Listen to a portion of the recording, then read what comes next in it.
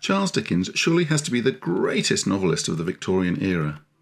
But more than just a writer, he was a fierce critic of the established order, whose highlighting of the scandal of child labour led to much-needed social reforms. By poking fun at ineffectual, self-serving government departments and ridiculing the rigid class system, whilst telling cracking good stories with memorable characters, he enjoyed unprecedented popularity during his lifetime, becoming one of the first literary superstars, complete with his own merchandise. Oh yes, he was also the man who invented Christmas. Welcome to Insane History. I'm Prof Yorston, and today we're exploring the life of the extraordinary Charles Dickens. A life touched by poverty, debt, hard work, and eventually success beyond his wildest imaginings. But for all his good deeds, charity work, and uplifting moral tales, he was also a man with secrets.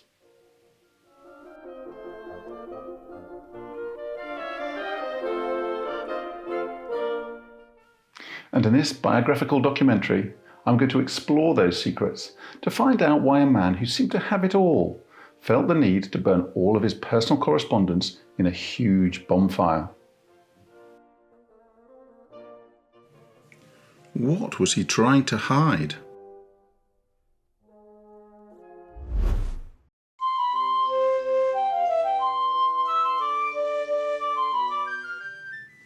Charles Dickens was born in Portsmouth in 1812, a mile from the naval dockyard, at the time Britain's most important naval base, with almost 700 ships and the largest industrial complex in the world.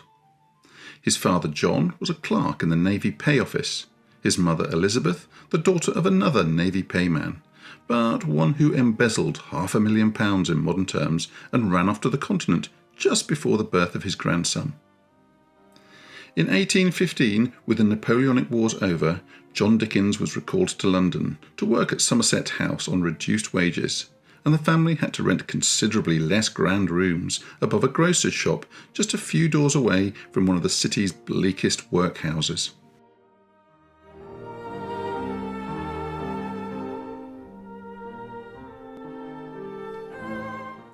When Charles was 4, the family relocated to Chatham in Kent, another major naval dockyard town.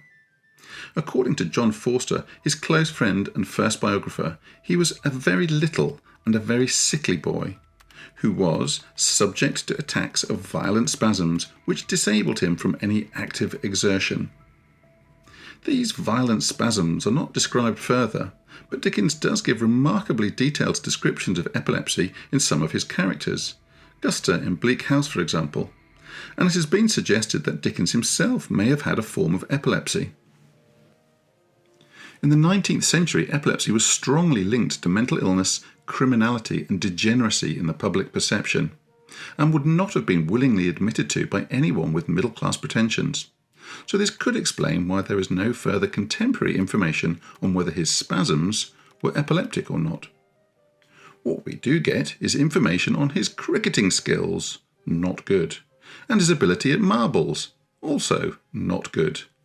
But instead, he is said to have taken great pleasure in watching the other boys at school at these games, reading while they played, and to have considered himself fortunate in his weak health, as it strongly inclined him to reading.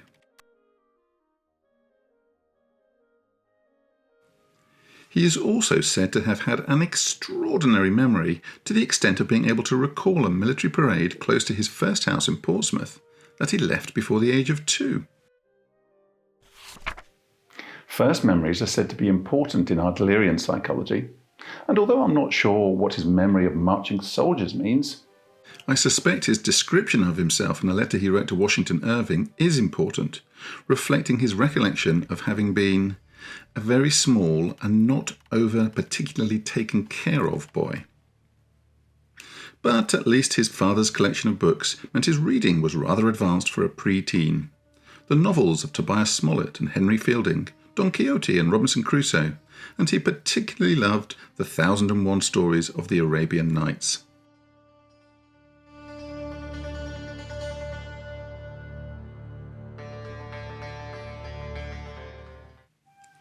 At the Theatre Royal in Rochester, just a couple of miles away, he saw the celebrated comedian Joseph Grimaldi, known as the father of modern clowning, and this sparked a love for the stage which stayed with him for the rest of his life.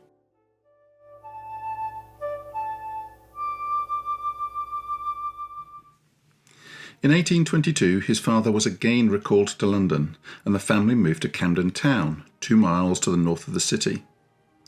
But John Dickens's spending habits were catching up with him, and there was no money for 10-year-old Charles to attend school. Instead, he wandered the streets and tried to make a little money by pawning off household items.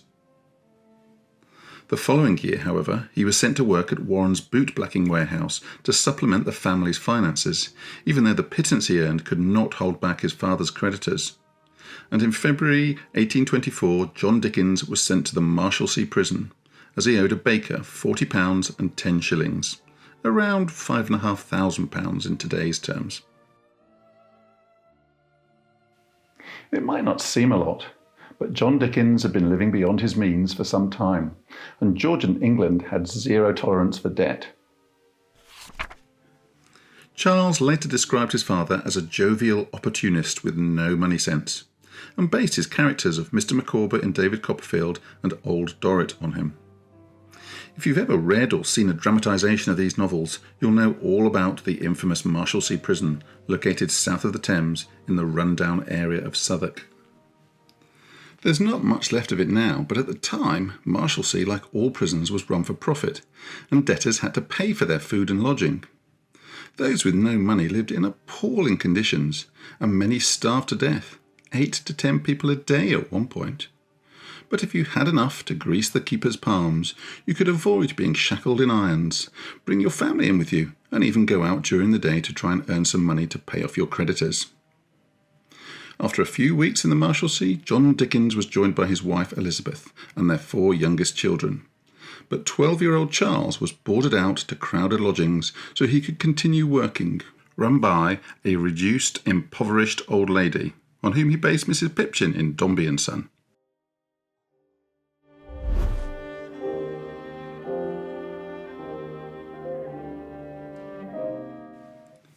And what work it was!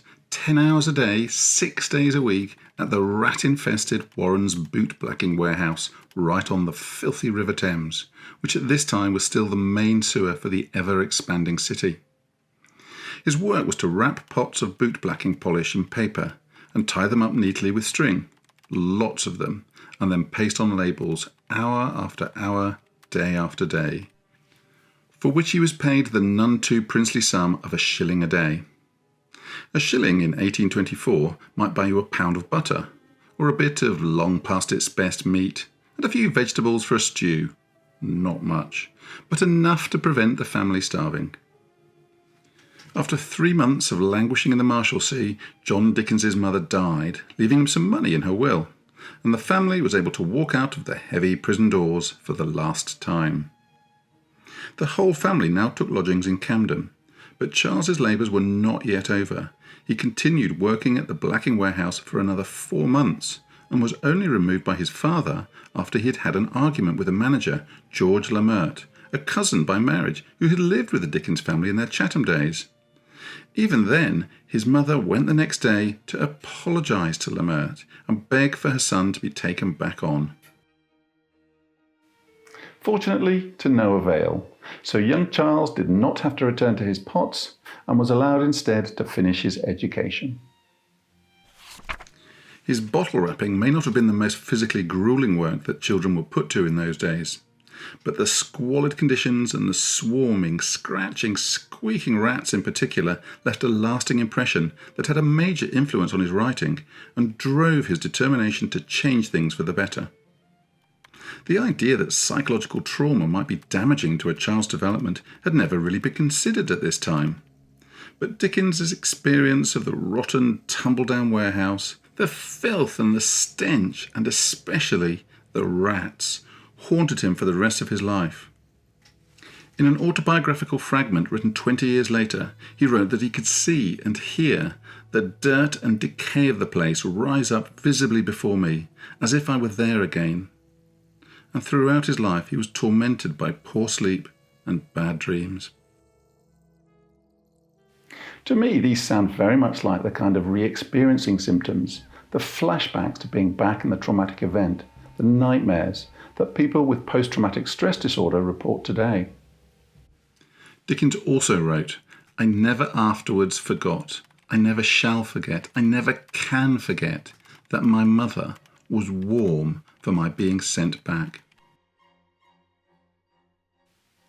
And it has been suggested that the whole warehouse experience, and especially his mother's attempts to get him reinstated in the hateful job, shaped his rather cool view of women.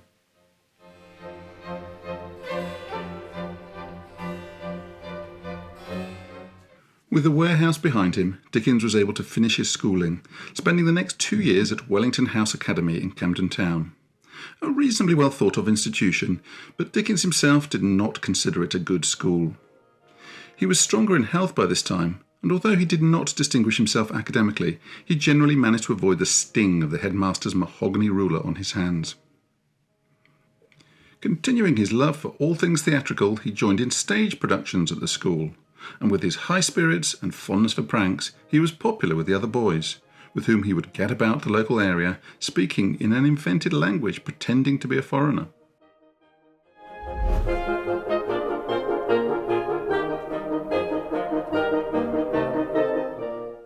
His father, who by this time was a newspaper reporter, was able to use his connections to get his son a job as a junior clerk at a solicitor's office, where he remained for 18 months. His salary rising to a far more respectable 15 shillings a week. But he found the law a very little world and a very dull one. So he entertained himself by leaning out of the window and dropping cherry stones on passers-by.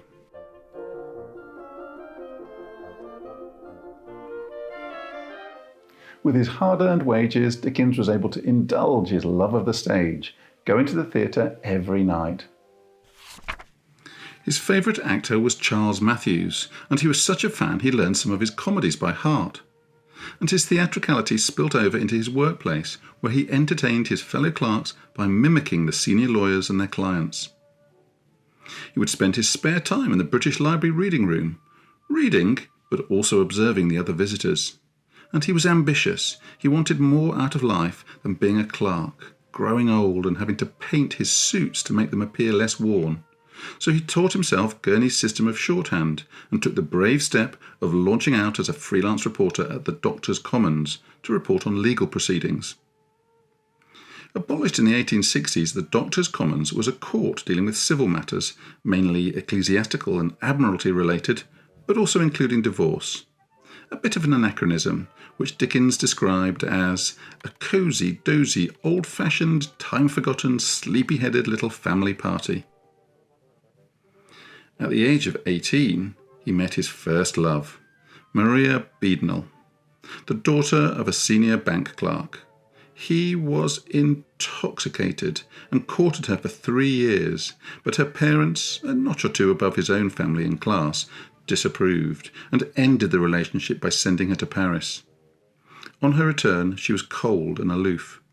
He was heartbroken and would walk past her house at 2 or 3 in the morning just to be near her, and she became the model for both Dora in David Copperfield and later for the cold-hearted Estella in Great Expectations.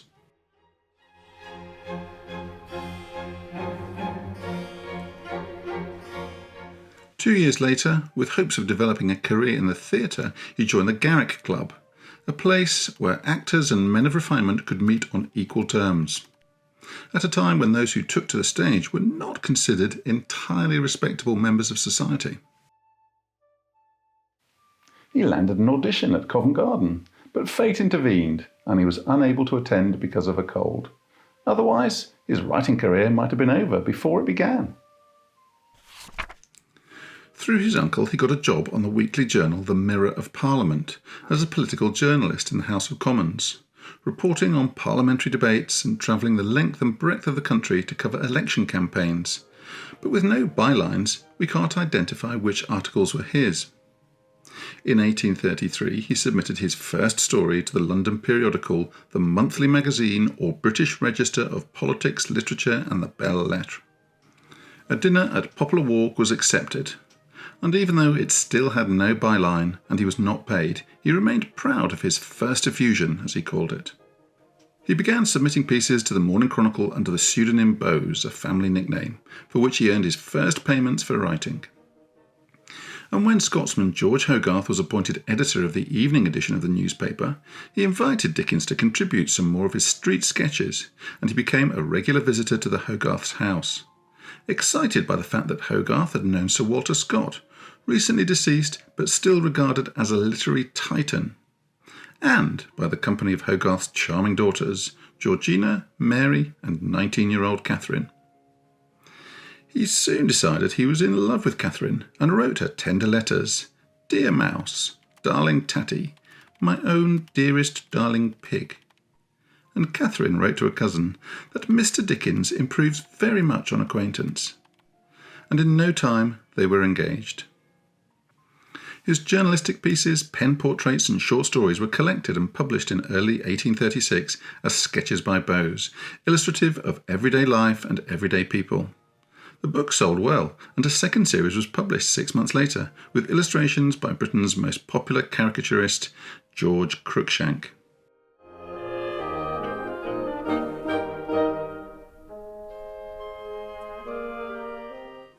The success led to a proposal from publishers Chapman and Hall for Dickens to supply similar pieces to match illustrations by Robert Seymour in a monthly periodical. Seymour was a successful illustrator whose work was beginning to rival Cruikshank, and the plan was for Dickens to provide text for Seymour's illustrations of a sporting club. But Dickens said he didn't know anything about sport, but he did like the idea of a club, and he was keen to write a series of connected stories, with the illustrations being of secondary importance. My dear sir, my name is Pickwick, Samuel Pickwick. I am chairman of the Pickwick Club, of which these gentlemen happen to be honoured members and my friends. I was merely making a few notes on the extreme age and singular habits of this camel's horse. And so the Pickwick Club was born. The first edition of the posthumous papers of the Pickwick Club appeared in March 1836. The details of who came up with the idea was hotly disputed, so much so that a few weeks later, after a heated argument with Dickens, Seymour took his own life. Undeterred, Dickens hired a young, unknown illustrator, Hablot Knight Brown, instead, who chose the pseudonym Phiz to harmonise with Bowes. The first few episodes were not particularly successful, but the introduction of Cockney character Sam Weller in the 4th episode resulted in a sharp rise in sales, and the final instalment sold 40,000 copies and turned Dickens into a very hot property. Much to his annoyance, though, 4 unauthorised stage adaptations were playing in London at the same time, even before the serialisation was finished. And Mr. Pickwick and Sam Weller were used to advertise everything from hot chocolate to cigars on both sides of the Atlantic. And Staffordshire Potteries came out with these nifty little figurines that graced 1,000 mantelpieces. Because of its success, claims, counterclaims, and wild accusations were thrown around about who came up with the idea first, forcing Dickens to include a statement when the Pickwick Papers appeared in book form that all of the input from the artist was in response to the words that had already been written, and that he took his own life through jealousy, as it was well known that Seymour's sanity had been questioned. This was not the last time he would question the sanity of someone close to him.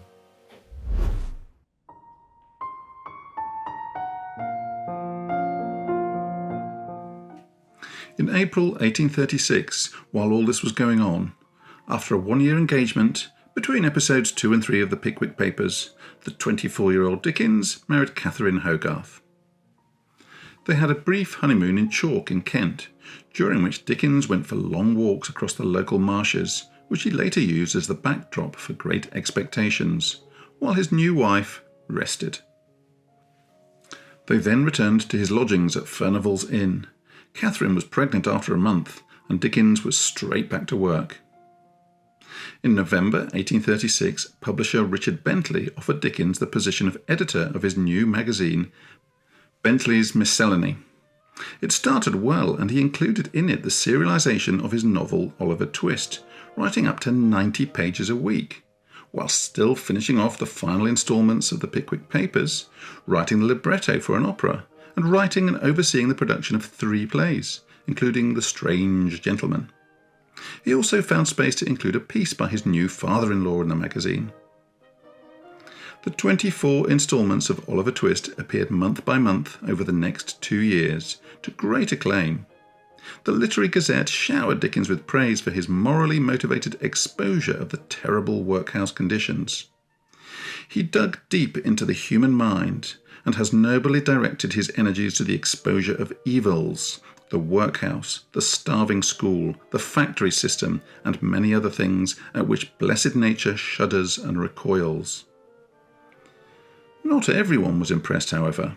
One of his most vehement critics, Richard Ford, a noted travel writer who had married into the aristocracy, suggests that Dickens' representation of the London poor was overstated and dishonestly concocted in order to stir political action.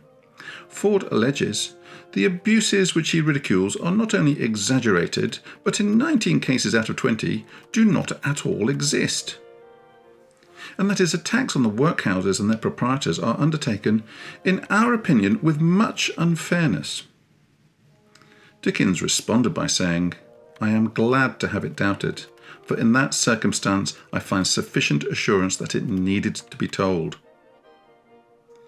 In January 1837, the first of Charles and Catherine's 10 children was born, a boy they named Charles, and they set up home in fashionable Bloomsbury, now the site of the must-see Dickens Museum. To help look after the baby, Catherine's 17-year-old sister Mary moved in, and Dickens became very attached to her. She was known by all as being sweet, beautiful, and light-hearted, and Dickens discussed his work with her, valuing her feedback more than his wife's.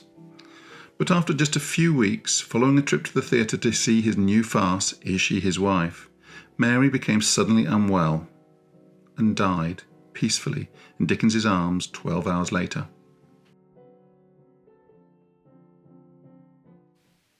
He wrote that everything that could possibly have been done was done, but nothing could save her, and that the medical men imagined it was a disease of the heart. Dickens was distraught. Normally he would not let anything interrupt his work, but he was unable to write. He and Catherine left the city for a fortnight, but his grief was so great he was unable to finish the June instalments of the Pickwick Papers and Oliver Twist. At first the loss was felt by them both, compounded by Catherine having a miscarriage, but Dickens's grief seemed to intensify as time went on. He bought a plot for her grave, a double plot in the grand Kensal Green Cemetery, with the second space intended for himself. "I have lost the dearest friend I ever had, the chief solace of my labours." He took a ring from her lifeless hand, which he wore for the rest of his life, and had a locket of her hair. 30 years later he said, "She is so much in my thoughts at all times, especially when I am successful and have greatly prospered in everything, that the recollection of her is an essential part of my being, and is as inseparable from my existence as the beating of my heart." Interpretations of this episode in his life tend to be polarised. Some insisting that their relationship was entirely chaste, others that the intensity of his grief suggests that something more passionate was going on. But there has been surprisingly little speculation as to the cause of her death. Why would an otherwise healthy young woman suddenly take ill and die? Of course, there are 1,000,001 possibilities, but nobody, it seems, has considered that she might have died by her own hand, one of the leading causes of death in adolescence today.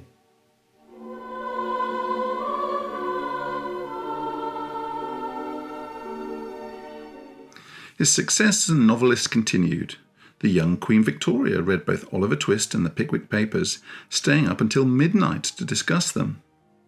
And Dickens was now mixing in socially exalted circles, a fact not lost on his father, who tried to cash in by writing behind his son's back to his friends and publishers to ask for loans and selling pages from the now famous author's early manuscripts. In an effort to get him away from London, Charles rented a cottage in Devon for his parents and youngest brother Augustus. However, the introduction of the penny post the following year meant it took no effort at all for John to continue writing his embarrassing letters. But the irritations of his father and the arrival of children every couple of years did nothing to slow his work. His third novel was Nicholas Nickleby, which further explores his favourite themes of greed, selfishness and injustice, and his depictions of the appalling Yorkshire school Dotheboys Hall and its even more appalling head Wackford Squeers remain chilling to this day. For research, Dickens visited some of the notorious northern schools where boys were sent in their hundreds by cash-strapped families to be out of sight and out of mind, and also drew on the testimony of witnesses in the court case against the headmaster of Bowes Academy, the real-life Dotheboys Hall. The boys washed in a long trough, like what horses drink out of. The biggest boys used to take advantage of the little boys and get the dry part of the towel. There were 2 towels a day for the whole school. We had no supper, nothing after tea. We had dry bread, brown, and a drop of water, and a drop of milk, warmed. The flock of the bed was straw, 1 sheet and 1 quilt. 4 or 5 boys slept in a bed, not very large. My brother and 3 more slept in my bed, about 30 beds in the room. The church burials register for the small village of Bowes, which at one point had 4 such establishments, tells an undeniable story of neglect. But it was Dickens's highlighting of the casual cruelty of these schools that was more effective in putting them out of business than any court-imposed fines.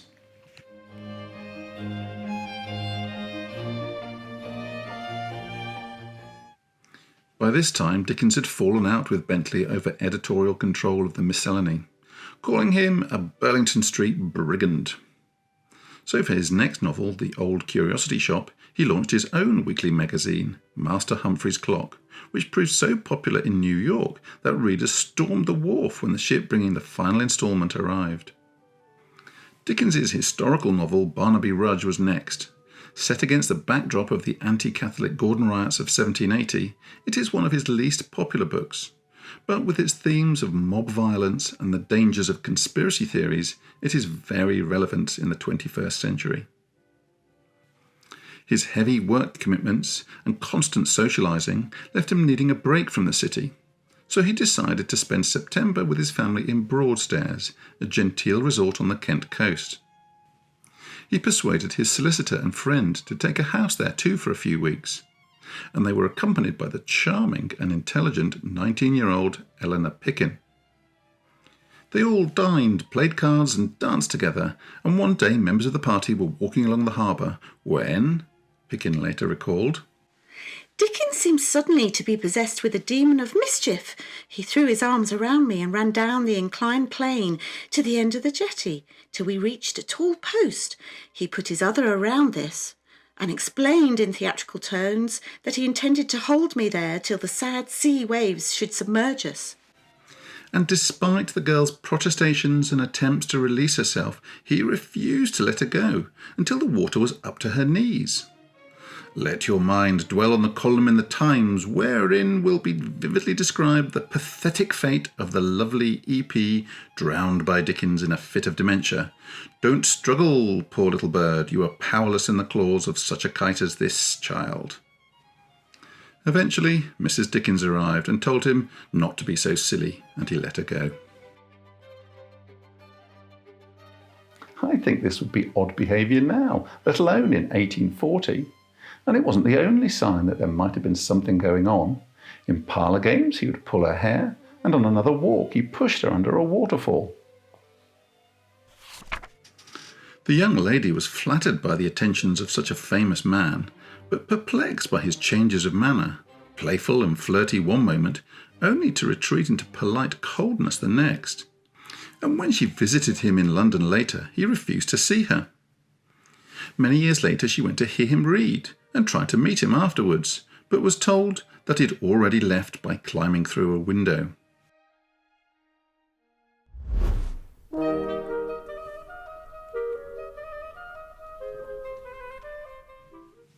Dickens had strong political views. He was at heart a Whig, which later became the Liberal Party, and a fervent opponent of the Tories or Conservative Party, the members of which he described as people whom politically I despise and abhor.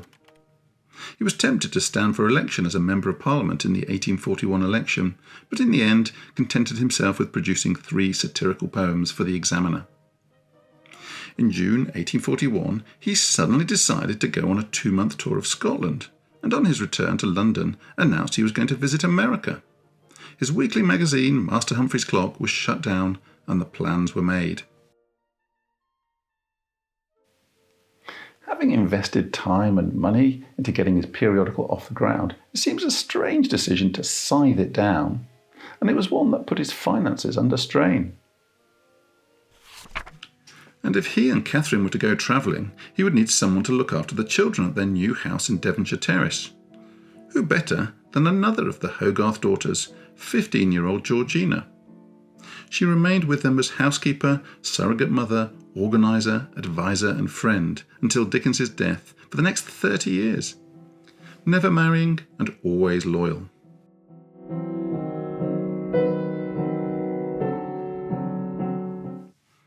With Georgina in charge at home, Dickens set out for Boston in January 1842.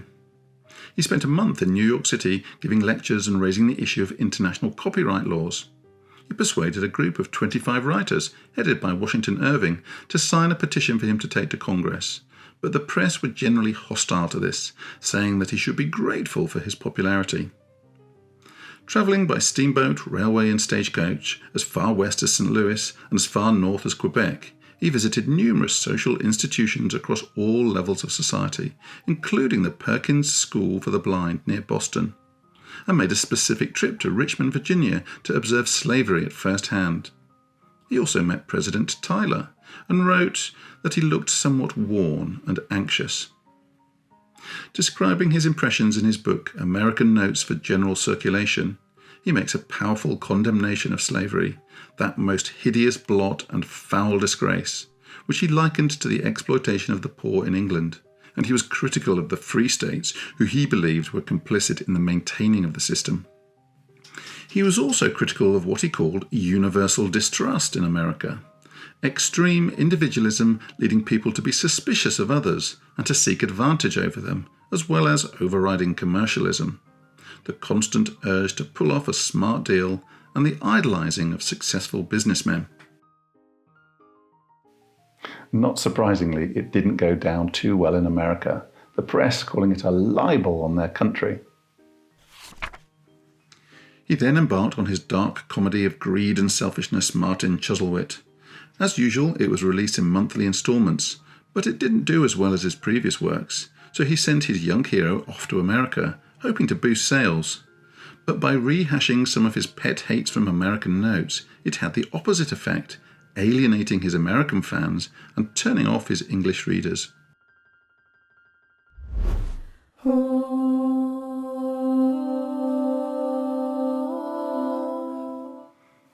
With the Dickens family continuing to expand, by now they were up to 4 with a 5th on the way, money was tight, so he came up with the idea of writing a Christmas story. Starting in October 1843, in an astonishing 6-week blaze of creative energy, he dashed off his 30,000-word novella, A Christmas Carol. He later wrote that as the tale unfolded, he wept and laughed and wept again as he walked about the back streets of London, 15 or 20 miles, many a night when all sober folks had gone to bed. The final pages were finished on the 3rd of December, and it was in the bookshops by the 19th, in a lavish edition with gilded pages and hand-coloured illustrations. An instant hit. The first print run of 6,000 copies sold out by Christmas Eve. But it didn't quite bring in the profit he was hoping for, as the production costs were so high. It wasn't just about money, however. Dickens had been wanting to do something to highlight the terrible living conditions endured by the children of the poor for some time. Earlier in the year, he had visited tin mines in Cornwall, which employed children as young as 10 to do back-breaking labour for 10 hours a day. In Manchester, he visited the cotton mills, in which children will be sent scurrying under fast-moving machinery to retrieve fallen material, often resulting in mutilating injuries and deaths. He resolved to strike a sledgehammer blow for the poor. And looking for ways to help, he visited the ragged schools in London, which had been set up by charities to provide basic education to children who would otherwise never have had the opportunity to learn. His little Christmas book struck a chord on both sides of the Atlantic and did a lot to establish the traditions and especially the idea of the spirit of Christmas. He followed it up with the chimes the following year and the cricket on the hearth in 1845, but these were not as successful. Perhaps on a high after the success of A Christmas Carol, or perhaps on a low after the birth of his 5th child, he had only ever wanted 3 at the most, in January 1844 he became obsessed with a 19-year-old pianist, Christiana Weller, who performed at a dinner he'd been invited to speak at. During her playing, he kept his eyes firmly fixed on her every movement. Afterwards, he visited her, wrote to her, and sent her presents. He wrote to his friends about the incredible feeling I have conceived for that girl, and was so enthusiastic, one of them was so fired up, he ended up pursuing her himself and marrying her. After which Dickens could not see either of them as he was so consumed by jealousy.